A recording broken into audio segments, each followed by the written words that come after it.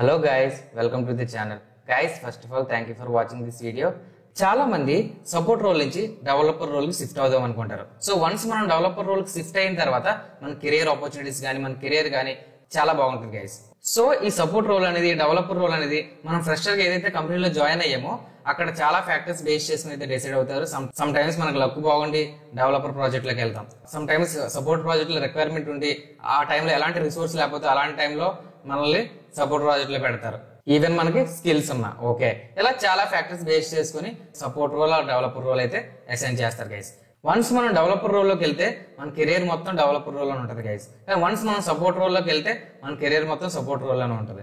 కానీ కొన్ని steps follow అయ్యి మనం సపోర్ట్ రోల్ నుంచి డెవలపర్ రోల్ కి అయితే వెళ్ళొచ్చు గైస్. ఇదే స్టెప్స్ ఫాలో అయ్యి నేను సపోర్ట్ రోల్ నుంచి డెవలపర్ రోల్ కి అయితే షిఫ్ట్ అయ్యాను గైస్. ఇప్పుడు నా శాలరీ సపోర్ట్ రోల్ లో ఎంతైతే శాలరీ ఉందో దానికి 3 times ఎక్కువ గైస్. ఓకే, సేమ్ స్టెప్స్ ని మా కొలీగ్స్ కూడా ఫాలో అయ్యారు. వాళ్ళు కూడా సపోర్ట్ రోల్ నుంచి డెవలపర్ రోల్ కూడా ఈజీగా అయితే షిఫ్ట్ అయ్యారు గైస్. ఓకే, ఇప్పుడు ఆ స్టెప్స్ ఏంటని ఈ వీడియోలో అయితే డిస్కస్ చేద్దాం.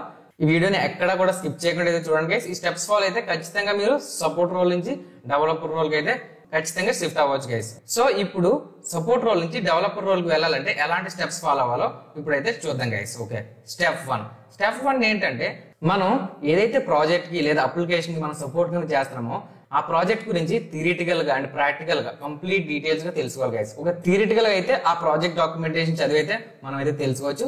సో థియరిటికల్ నాలెడ్జ్ తో పాటు ప్రాక్టికల్ నాలెడ్జ్ అయితే తెచ్చుకోవాలి గైస్. సో ఈ ప్రాక్టికల్ నాలెడ్జ్ చేయడానికి మనం కొంచెం ప్రాక్టీస్ అయితే చేయాల్సి ఉంటుంది. ఓకే, సో ఈ ప్రాక్టికల్ నాలెడ్జ్ అనేది మనం ఏదైతే సపోర్ట్ చేస్తున్నాం కదా అప్లికేషన్ డెవలపర్ తో మీట్ అయ్యి వాళ్ళ దగ్గర నుంచి అయితే మనం సజెషన్స్ అయితే తీసుకోవచ్చు.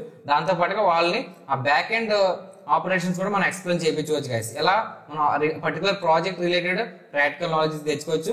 దాంతో పాటుగా యూట్యూబ్ లో కానీ యుడమీలో కానీ చూసి ఒక ప్రాజెక్ట్ అయితే కంప్లీట్ చేసుకోండి. ఆ ప్రాజెక్ట్ చేయడం వల్ల మీకు టెక్నికల్ నాలెడ్జ్ వస్తుంది. దాంతో పాటు ఆ ప్రాజెక్ట్ మీ రెజ్యూమ్ లో కూడా యాడ్ చేసుకోవచ్చు గైస్. సో ఇక్కడ మీకు 2 ప్రాజెక్ట్స్ వస్తాయి. మీరు సపోర్ట్ చేసిన ప్రాజెక్ట్ వస్తుంది, దాంతో పాటుగా మీరు అవుట్ సైడ్ యూట్యూబ్ లో చేశారు కదా ఆ ప్రాజెక్ట్ కూడా మీరు రెజ్యూమ్ లో యాడ్ చేసుకోవచ్చు. ఓకే, ఫస్ట్ స్టెప్ లో మనం ఏం చేసామో టెక్నాలజీ రిలేటెడ్ టెక్నికల్ స్కిల్స్ అయితే నేర్చుకున్నాం. అండ్ ఏదైతే అప్లికేషన్ మనం సపోర్ట్ చేసామో అదే మనం డెవలప్ చేసామని రెజ్యూమ్ లో యాడ్ చేస్తాం గైస్. సో గైస్, చిన్న రిక్వెస్ట్, ఈ వీడియో మీకు ఇన్ఫర్మేటివ్ అనిపిస్తే దయచేసి ఈ వీడియోని అయితే లైక్ చేసి మన ఛానల్ అయితే సబ్స్క్రైబ్ అయితే చేయండి గైస్. స్టెప్ 2 వచ్చేసి ఇంటర్వ్యూ ప్రిపరేషన్. ఆ టెక్నాలజీ రిలేటెడ్ గా ఇంటర్వ్యూ క్వశ్చన్స్ అనేది ఇంటర్నెట్ లో అయితే సెర్చ్ చేయండి. సో ఆ ఇంటర్వ్యూ క్వశ్చన్స్ లోనే ఏదైతే కాన్సెప్ట్స్ మీకు తెలియవో ఆ కాన్సెప్ట్స్ కూడా మీరు ప్రాక్టికల్ గా ప్రాక్టీస్ చేయాలి గైస్. ఓకే, ప్రాక్టికల్ గా ప్రాక్టీస్ చేయాలి. ఆ కాన్సెప్ట్స్ రిలేటెడ్ గా మీరు నాలెడ్జ్ అయితే తెచ్చుకోవాలి. ఓకే, సో మోస్ట్లీ ఏదైతే కాన్సెప్ట్స్ మన ఇంటర్వ్యూ క్వశ్చన్స్ లో ఉంటాయో ఆ కాన్సెప్ట్స్ బేస్ చేసుకుని డెవలప్మెంట్ కూడా అవుతుంది గైస్. ఓకే, సో ఇది స్టెప్ 2. వన్స్ మీరు ఇంటర్వ్యూకి ప్రిపేర్ అయిన తర్వాత రెజ్యూమేలోనే ఏదైతే ప్రాజెక్ట్స్ చేశారో అదే ప్రాజెక్ట్స్ మీరు డెవలప్ చేసినట్టు యాడ్ చేయాలి గైస్. సపోర్ట్ చేసినట్టు కాదు, ఆ ప్రాజెక్ట్స్ మీరు డెవలప్ చేశారని యాడ్ చేయాలి. ఎవ్రీవేర్ రెజ్యూమేలో ఎక్కడైనా మీరు డెవలపర్ అని మెన్షన్ చేయాలి గైస్. ఓకే, దీంతో పాటుగా టెక్నాలజీ రిలేటెడ్ గా అఫీషియల్ సర్టిఫికేషన్ తెచ్చుకుంటే మీకు ఎక్స్ట్రా అడ్వాంటేజ్ యాడ్ అవుతుంది గైస్. ఇది స్టెప్ 3. ఇప్పుడు స్టెప్ 4 గైస్. ఇందులో మనం సపోర్ట్ రోల్ నుంచి డెవలపర్ రోల్ కి 2 ways లో వెళ్ళొచ్చు గైస్. ఒకటి, సేమ్ కంపెనీలో సపోర్ట్ రోల్ నుంచి డెవలపర్ రోల్ కి వెళ్ళొచ్చు, లేదా సపోర్ట్ రోల్ నుంచి షిఫ్ట్ అయ్యి వేరే కంపెనీలో డెవలపర్ రోల్ కింద జాయిన్ అవ్వచ్చు గైస్. ఓకే, ఇక్కడ ఒకే కంపెనీలో సపోర్ట్ రోల్ నుంచి డెవలపర్ రోల్ కి వెళ్ళడం చాలా కష్టం గైస్. 90% పాసిబుల్ కాదని అయితే చెప్తాను. ఎందుకంటే ఎప్పటి నుంచో మనం సపోర్ట్ రోల్ కింద కంపెనీలో అయితే వర్క్ చేస్తాం. మన మేనేజర్స్ కానీ మన టీమ్ లీడ్స్ కానీ మన సపోర్ట్ ప్రాజెక్ట్ లో ఉన్నామనే తెలుసు.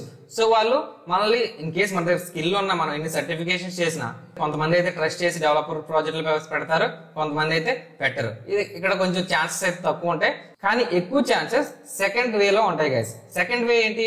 సెకండ్ వేలో మనం ఒక కంపెనీలో సపోర్ట్ రోల్ కింద చేస్తాం గైస్. ఓకే, మనం రెజ్యూమ్లో ఏం మెన్షన్ చేస్తాం? డెవలపర్ అని మెన్షన్ చేస్తాం. సో మనం వేరే కంపెనీకి షిఫ్ట్ అయినప్పుడు డెవలపర్ అని చెప్తాం.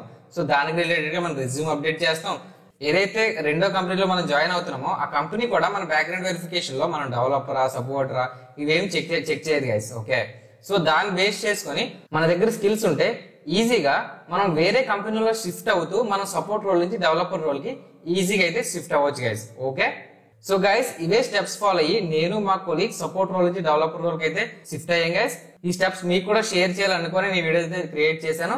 సో గైస్, ఈ వీడియో మీకు ఇన్ఫర్మేటివ్ అనిపిస్తే దయచేసి ఈ వీడియో అయితే లైక్ చేయండి. అండ్ మరిన్ని ఇలాంటి ఇన్ఫర్మేటివ్ వీడియోస్ కోసం మన ఛానల్ అయితే సబ్స్క్రైబ్ అయితే చేయండి guys. So guys, thank you for watching. జై హింద్.